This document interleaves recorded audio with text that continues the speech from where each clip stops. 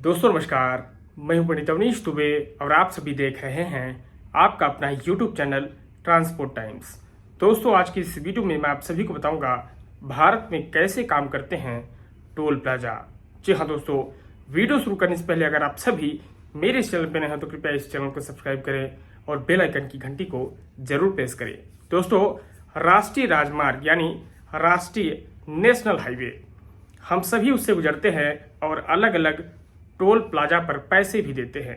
लेकिन क्या आपको पता है राष्ट्रीय राजमार्ग यानी नेशनल हाईवे पर बने टोल प्लाजा कैसे बनाए जाते हैं और ये कैसे काम करते हैं? राष्ट्रीय राजमार्ग को बीओटी, ईपीसी या पीपीसी मोड के जरिए बनाया जाता है और निर्माण, मेंटेनेंस, देख रेख का सारा जिम्मा संभालती है।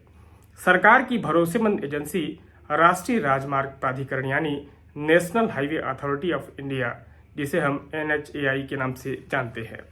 हमारे देश में जब भी हाईवे बनते हैं तो साथ साथ टोल प्लाजा का निर्माण भी कर दिया जाता है और सरकार द्वारा तय की गई दरों का ध्यान में रखकर टोल चार्जेस लिए जाते हैं। अमूमन जो निजी कंपनी, प्राइवेट कंपनी सड़क का निर्माण करती हैं वही वे टोल कलेक्ट करती हैं।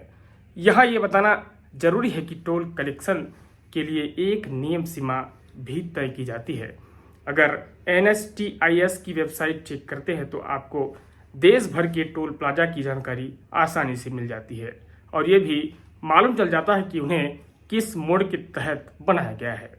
इसके अलावा आपको पोर्टल पर टोल प्लाजा से जुड़ी कुछ अन्य जानकारियां भी मिल जाती हैं, जैसे कि हाईवे स्ट्रेच कितना लंबा है, टोल प्लाजा पर कोई छूट है या नहीं, टोल प्लाजा को कलेक्शन की परमिशन है या नहीं, मंथली इंस्पेक्शन रिपोर्ट की स्थिति क्या है, रेट रिवीजन ऑर्डर क्या है, छूट प्राप्त गाड़ियों की लिस्ट क्या है, हाईवे की लंबाई कितनी है, टोल प्लाजा के पास मौजूद सुविधाओं का लिस्ट देख सकते हैं। साथ ही टोल रेट्स इत्यादि आप चेक कर सकते हैं। इसके अलावा project director helpline number, toll कर्मी प्रतिनिधि, नज़दीकी अस्पताल और पुलिस थाने की जानकारी भी आपको आसानी से मिल जाएगी। वहीं आप प्रतिदिन की औसत ट्रैफिक की भी जानकारी वहां से हासिल कर सकते हैं। टोल प्लाजा में कैसे हुई फास्टैग की एंट्री? जी हाँ दोस्तों, कुछ समय पहले तक टोल प्लाजा पर सारा काम मैनुअल होता था। इसकी वजह से टोल प्लाजा पर अक्सर लंबी लंबी लाइनें देखने को मिलती थी। लेकिन जब से टोल अपनाया गया है, टोल प्लाजा का कलेक्शन ईजी हो गया है और गाड़ियों की लंबी कतारें दिखना भी बंद हो गया है। यहाँ तक कि किसी जमाने में टोल कर्मियों और गाड़ी वालों के बीच जो लड़ाई होती थी वो भी अब ना के बराबर हो रही है। दोस्तों, फरवरी 2020 की एक रिपोर्ट के मुताबिक फास्टैग के आने के बाद लोगों का वेटिंग टाइम करीब 69% कम हो गया है। इससे पहले टोल प्लाजा पर औसत वेटिंग टाइम करीब 464 सेकंड का था, जो अब घटकर महज 150 सेकंड रह गया है। जानकारी का मानना है कि सरकार के इस कदम से सालाना आधार पर करीब 20,000 करोड़ रुपए का फ्यूल सेविंग संभव हो रहा है और कार्बन एमिशन भी 5 टन तक की कम खपत हो रही है। लिहाजा कहा जा सकता है कि फास्टैग की एंट्री से टोल प्लाजा सिस्टम को मजबूत तो बनाया ही है, मगर साथ साथ अन्य फायदे भी मौजूद है। हालांकि इस बीच कई वक्त ये मामला भी उठते आए हैं कि टोल प्लाजा की आखिरी जरूरत क्या है। तो आइए इसका जवाब भी जान लेते हैं। टोल प्लाजा कितने जरूरी हैं हमारे लिए? जानकारों का मानना है कि टोल टैक्स यानी सक्सेसिव इनकम का एक अच्छा तरीका है। टोल टैक्स की मदद से राष्ट्रीय राजमार्गों को बेहतर रखरखाव के लिए मदद मिलती है।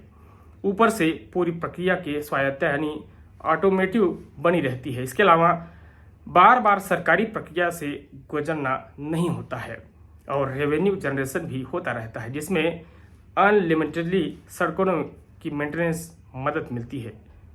टोल प्लाजा से कितना रेवेन्यू हो जाता है, इस बारे में आप सभी को जान लीजिए। रिपोर्ट्स बताती हैं कि साल 2022 में फास्टैग के जरिए करीब 55,000 करोड़ रुपए से ज़्यादा का टोल रेवेन्यू जनरेट किया गया है। वहीं टोल टैक्स कलेक्शन में करीब 46% की बढ़ोतरी दर्ज की गई है। बता दें कि वर्ष 2021 में करीब 34,778 करोड़ रुपए का टोल वसूला गया था। भारत में टोल प्लाजा का भविष्य क्या है। खबरों की माने तो भारत सरकार अगले कुछ समय में देश से टोल प्लाजा पूरी तरीके से हटा सकती है। इसकी वजह जीपीएस टेक्नोलॉजी पर आधारित टोल फीस कलेक्शन को अस्तित्व में आते देखा जा सकता है।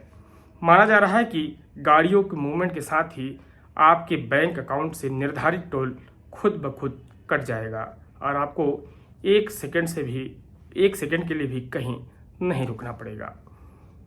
वैसे जब बात टेक्नोलॉजी की हो रही है तो आपको बता दें कि भारत में लॉजिस्टिक स्पेस में टेक्नोलॉजी के क्षेत्र में बहुत ही तरक्की कर रहा है।